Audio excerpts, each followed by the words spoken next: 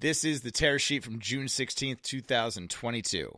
The concept of the tear sheet takes its roots in the world of finance, from an old practice where stockbrokers at the S&P would tear a sheet out of their summary books to give investors a stock recommendation. While this show isn't about hot stocks or financial tips, it is meant to be a rundown of the news that's relevant to our business and to offer some perspective for you to consider when processing it.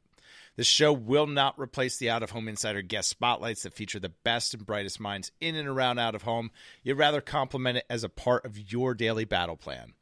Everything you hear about in every show will be linked in the show notes so you can follow along, follow up, or share with a colleague or client. First, from Globe Street. First, in order of occurrence, the Atlanta Fed GDP tracker just indicated an update of estimated second quarter economic growth. 0%.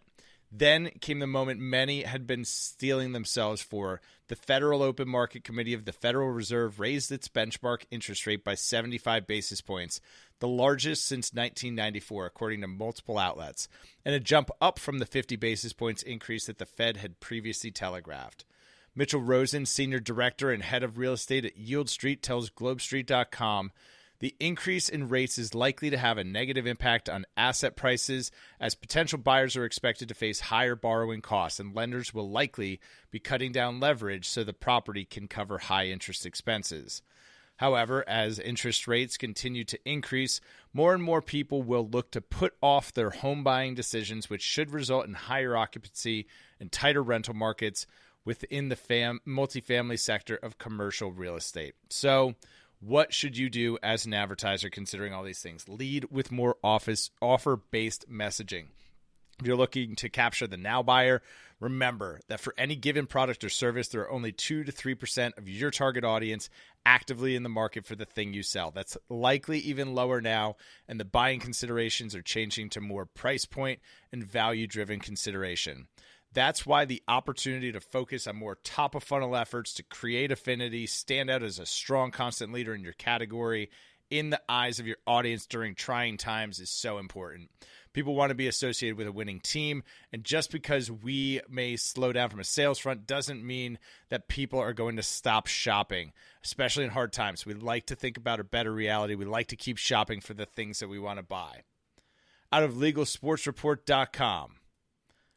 From September 2021 through May 2022, U.S. sports betting operators spent an estimated $282 million on TV advertisements. That's a significant gain compared to the prior year, with spending jumping 281%. The report notes with mobile betting live in 20 states, there are still plenty of potential markets to grow spending. The growth leaves room for additional future advertising. The buried lead in this report is this.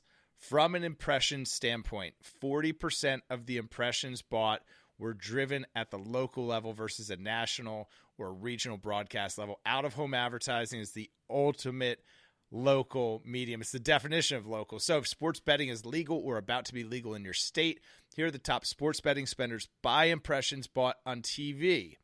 FanDuel leads sports betting ad impressions. FanDuel Sportsbook accounted for 34% of the total ad impressions, according to the report. So that's FanDuel coming in big at 34%. Caesars Sportsbook, 21.7% of the impressions bought. DraftKings, 18.6% of the impressions. BetMGM, 13.4%. And Fox Bet at 7.5%. What that tells you is that the field is wide open. The thing about sports betting is that in terms of market leaders, there isn't a defined one. There's great opportunities for brands to take that local approach without spending of the level of these five while having the impact that they're looking for using the exact same strategy but doing it more efficiently, thus creating a competitive advantage in the market for themselves. Caesars dominates the NFL season from November 1st through the Super Bowl. Caesars Sportsbook accounted for 66% of the estimated national ad spend, according to iSpot's report. That spending made up 51% of the ad impressions during that time. Nearly 75% of the total ad spending occurred during the NFL betting seasons from September through February, and NFL programming attracted 42.5% of that ad spend, specifically serving ads against the games. The NBA ranked second with 7.9% of ad impressions. And speaking of games, This week, the IAB relaunched some guidelines for measuring the effectiveness of in-game advertising and eventually ads in the metaverse. It was the first time since 2009 that the IAB, a standard body for the game and ad industries, took such an action. When the IAB released its current standard of in-game ad measurement standards in 2009, video games and advertising technology were in a vastly different stage of development. The updated standards will address viewability, measurement, inactivity, and fraud with intrinsic in-game ads, bringing them up to par with the rest of digital media. For instance, an ad has to be viewed for at least 3 seconds before it gets credit for being viewed. That's one way to circumvent any ad fraud related to viewing. Zoe Soon from the IAB said, gaming represents a huge opportunity for marketers. With 227 million gamers in the U.S. and over 3 billion globally by the end of this year, it's a major entertainment channel, especially for Gen Z. Next generation of household decision makers and spenders are inside of those game platforms now. I can tell you that is the case because my son watches YouTube gamers playing video games on our living room TV while, you guessed it, he plays the game he is watching them play at the same time. It's not the metaverse, but it is so meta. Advertising technology startup Sustainable Skylines emerges from stealth mode. Sustainable Skylines, an advertising technology company reinventing aerial advertising with hybrid drone technologies and advanced data analytics, has emerged from stealth mode. Sustainable Skylines is on a mission to reinvent the aerial advertising industry with hybrid drone technologies and advanced data analytics. Yep, seriously, planes pulling banners with data and analytics. Let's freaking go. Operating in stealth mode for the past 2 years, the company has been working to bring this drone advertising solution to life, along with developing computer vision and AI technologies for their audience analytics platform. The management team is made up of seasoned operators from related industries in big data and advertising. The founder and chief executive officer Jacob Stonecipher is former senior director at the private equity and venture capital data and research firm PitchBook Data, where he structured data feed, API, platform subscriptions.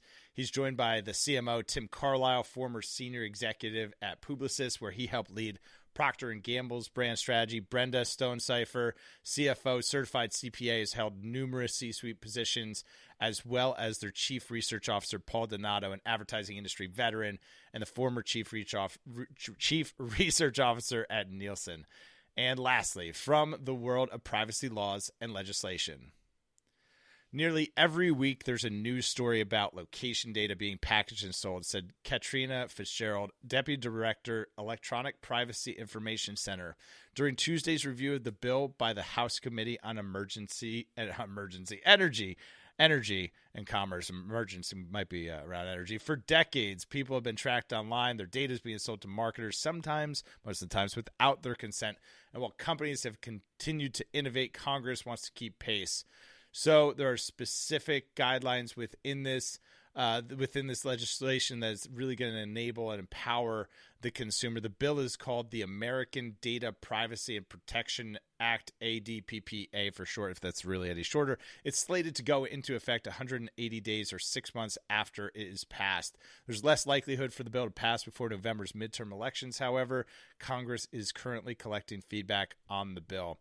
The ADPPA gives Americans the right over their privacy, including the right to sue tech companies that violate it.